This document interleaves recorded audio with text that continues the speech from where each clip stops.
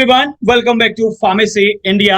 आज की इस वीडियो में हम बात करने वाले हैं हमारे बी फार्मा फिफ्थ सेमेस्टर में जो सब्जेक्ट है मेडिसिनल केमिस्ट्री, उसमें जो आपके पीसीआई यानी कि फार्मेसी काउंसिल ऑफ इंडिया के सिलेबस के अकॉर्डिंग जिन भी ड्रग्स पे स्टार मार्क है उन ड्रग्स का हमें सार पढ़ना होता है, यानी कि स्ट्रक्चरल एक्टिविटी रिलेशनशिप। तो फार्मेसी इंडिया इसी के तहत एक सीरीज लेके आया है। जो भी आपके सिलेबस में जिन ड्रग्स पे स्टार मार्क है उनके सार के बारे में पढ़ते हैं, यानी कि स्ट्रक्चरल एक्टिविटी रिलेशनशिप के बारे में पढ़ते हैं। तो आज जो हमारी ड्रग है उसका नाम है मेथोट्रिक्सेट। मेथोट्रिक्सेट ड्रग के बारे में हमें उसके सार के बारे में पढ़ना है।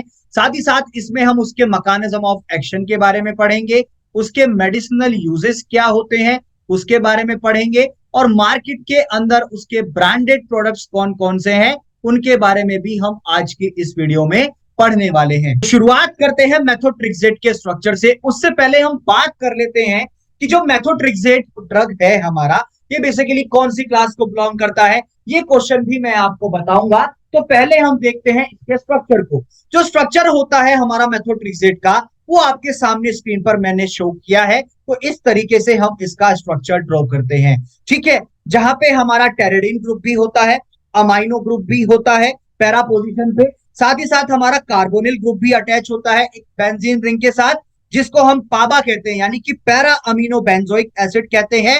और हमारा बेसिकली लास्ट में जाकर के इसके अंदर ग्लूटामिक एसिड भी प्रेजेंट होता है, ठीक है बच्चा लोग। तो ये होता है हमारा पूरा स्ट्रक्चर किसका, मेथोट्रिक्सेट ड्रग का। अब बात आती है कि इसका ड्रग का नाम तो हमने जान लिया कि ड्रग का नाम है मेथोट्रिक्सेट, लेकिन ये कौन सी क्लास को बिलोंग करता है, ये ड्रग कौन सी क्लास में आता है। अगर हम बात करें कि ये कौन सी क्लास को बिलोंग करता है, तो जो मेथोट्रिक्सेट ड्रग है ये बिलोंग करता है एंटी नियोप्लास्टिक की, एंटी मेटाबोलाइट्स की क्लास को। एंटी नियोप्लास्टिक जो ड्रग्स होते हैं उसमें एंटी मेटाबोलाइट्स को ये बिलोंग करता है जो मेथोट्रिक्सेट ड्रग होता है। अब बात आती है नेक्स्ट कि इसका आईयूपीएसी नेम क्या है। बच्चा लोग, जो हमारा ये ग्रुप होता है बेसिकली इसे हम क्या कहते हैं, इसे कहते हैं टेरेडीन, ठीक है। क्या कहते हैं इसे, टेरेडीन। अगर इसकी नंबरिंग की बात करें तो नंबरिंग इस तरीके से होती है, ये है फर्स्ट, ये है सेकंड, ये थर्ड, ये फोर्थ, ये फिफ्थ पोजीशन, ये सिक्स्थ पोजीशन, और ये सेवेंथ, और ये एट्थ, ठीक है। ये क्या है, बेसिकली हमारे यहाँ पे दो अमीनो ग्रुप्स अटैच हैं सेकंड और फोर्थ पोजीशन पे। अब आगे चलते हैं, बात करते हैं आगे कि नेक्स्ट क्या होगा। तो ये हमारा बेंजीन रिंग है, इसके साथ हमारा कार्बोनिल ग्रुप भी अटैच है, यहाँ पे देख सकते हैं। ये क्या है, ये है हमारा कार्बोनिल ग्रुप, ठीक है। ये है हमारा कार्बोनिल ग्रुप, और यहाँ पे क्या है, ये है हमारा अमाइनो ग्रुप। क्या है, ये जुड़ा हुआ है हमारा अमीनो ग्रुप। तो इसे क्या कहते हैं, इसे कहते हैं हम पाबा। पाबा यानी कि para amino benzoic acid, para amino benzoic acid, ठीक है बच्चा लोग। हम बात कर रहे हैं इसके आईयूपीएसी नेमिंग की। ये क्या है, ये है हमारा पाबा पैरा अमीनो बेंजोइक एसिड। आगे चले तो जो ये पूरा हमारा ये यहाँ पे स्ट्रक्चर आ जाता है, ये है हमारा क्या, ये है ग्लूटामिक एसिड। क्या है, ये है हमारा ग्लूटामिक एसिड। अब आगे इसके नेमिंग की बात करें तो ये क्या है, टेरेडीन। यहाँ पे क्या है, सेकंड और फोर्थ पोजीशन पे हमारा डाई अमीनो है, तो ये क्या हो गया, 2,4 डाई अमीनो टेरेडीन, ठीक है। अब इसके साथ सिक्स्थ पोजीशन पे हमारा मिथाइल अमीनो ग्रुप अटैच है। क्या है, मिथाइल अमीनो ग्रुप अटैच है। और ये क्या है हमारा, ये हो गया बेंजोइल। क्या है, बेंजोइल, जो कि हमारा पाबा था पैरा अमीनो बेंजोइक एसिड, तो मिथाइल अमीनो तो पहले आ गया, ये बेंजोइल है। उसके बाद हमारा अमाइन ग्रुप इसके साथ अटैच है, और लास्ट में क्या हो गया, ये हो गया हमारा पेंटेन डायोइक एसिड। तो ये पूरा हमारा आईयूपीएसी नेमिंग हो जाता है मेथोट्रिक्सेट ड्रग का। अब आगे चलते हैं। अब बात आती है इसके स्ट्रक्चरल एक्टिविटी रिलेशनशिप की, जो कि जिसे हम शॉर्ट फॉर्म में कहते हैं सार।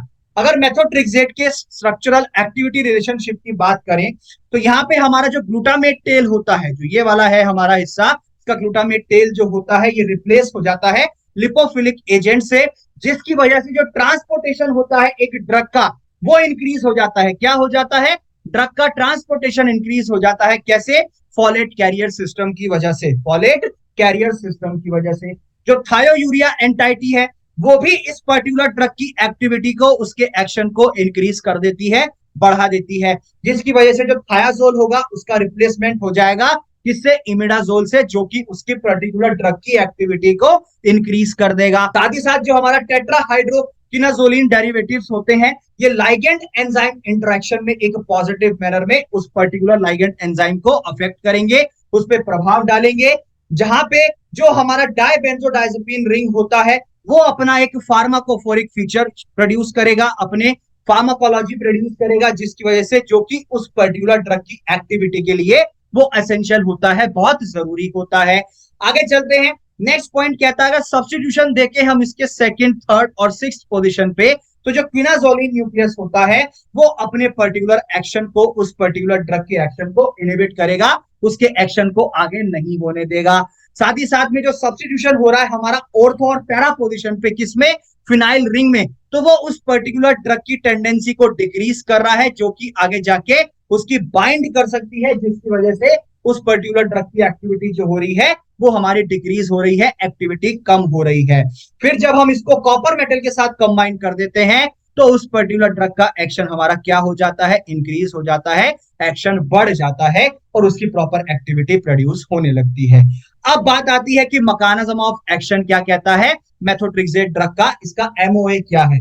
अगर हम इसके एमओए की बात करें, तो जो मेथोट्रेक्सेट होता है हमारा, ये कॉम्पिटिटिवली डाइहाइड्रोफोलेट रिडक्टेज को इनहिबिट करता है। किसको?